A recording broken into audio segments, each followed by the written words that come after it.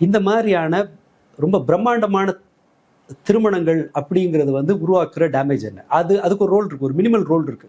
இவ்வளவு எஃபர்ட்டுக்கு பிறகு நாம வந்து நம்மளால வந்து சக்சீட் ஆக முடியலங்கிற ஒரு இயல்பான சந்தோஷமா இருக்க வேண்டிய, அல்லது தேவையில்லை அப்படின்னா முடிச்சுட்டு சரி போதும் அமிக்கபிளா அல்லது வந்து ஸ்மூத்தா இந்த பிரச்சனையை வந்து முடிச்சுக்கலாம், வேற லைஃபுக்கு போகலாம் அப்படின்னு அப்படி யோசிக்க விடாம தடுக்கிற ஒரு கேரக்டர் வந்து இந்த பிரம்மாண்ட திருமணங்களுக்கு இருக்கு.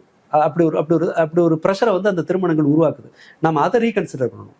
டௌரியை வந்து வெறுமனே வாங்குறது கல்யாணத்துக்கு பிறகுன்றது இல்லை. இதை வந்து இந்த மாதிரியான ஒரு ஓவரா பணத்தை வந்து கொடுக்குறேங்கிறதே ஒரு குற்றங்கிற மாதிரி ஆக்குறதா, இதை மாதிரியான உருப்படியான விவாதங்கள் எதுவுமே போட. நான் 2 இடத்த தான் பண்ணுவேன்.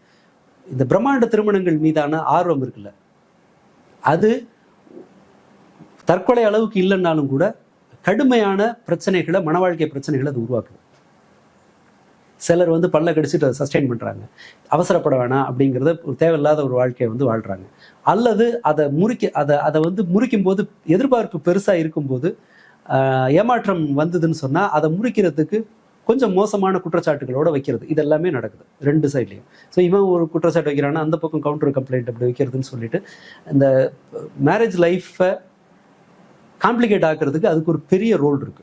பிரேக் பண்ணாம இருக்கிறது முக்கியமான காரணமும் அதுதான். ஒரு இடத்தின் மீது எதிர்பார்த்துட்டீங்கன்னு வச்சுக்கோங்களேன், லைஃப் ரொம்ப ட்ரையா இருக்கும்போது என்ன பண்றாங்கன்னா, கல்யாணம் பிரம்மாண்டமா இருக்கணும். இந்த நீயா நானால சில பொண்ணுங்க பேசுறாங்கல்ல, அம்மா 30 பவுன் தான் போடுவேன் அப்படின்னு சொல்றாங்க. பொண்ணு இன்சிஸ்ட் பண்ணுது 50 பவுன் போடணும். எல்லாரும் 30 பவுன் போடுறாங்களா சொந்தக்காரன், நான் 30 பவுன்னா நமக்கு ஒரு ஸ்டேட்டஸ் இருக்குல்ல, எனக்கு 50 பவுன் போடு அப்படின்னு கேட்குறாங்க. பிரச்சனைன்னா அதை நார்மலாக அவங்க நினைச்சுக்கிறாங்க.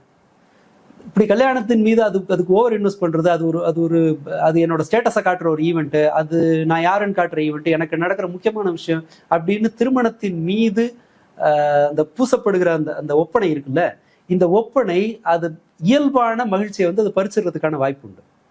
நீங்க எதிர்பார்க்குற அளவுக்கானது இல்லைன்னு சொன்னா, அப்போ நாம கை வைக்க வேண்டிய இடம் என்னன்னு சொன்னா, பரவாயில்ல சொல்ல வேண்டியது கல்யாணத்தை எவ்வளவு எளிமையா முடியுமோ அவ்வளோ எளிமையா செய்யறது. ஒத்து வரலைன்னு சொன்னா அதை ப்ரொஃபஷனலா அதை ஹேண்டில் பண்ற ஆட்கள் கிட்ட போறது.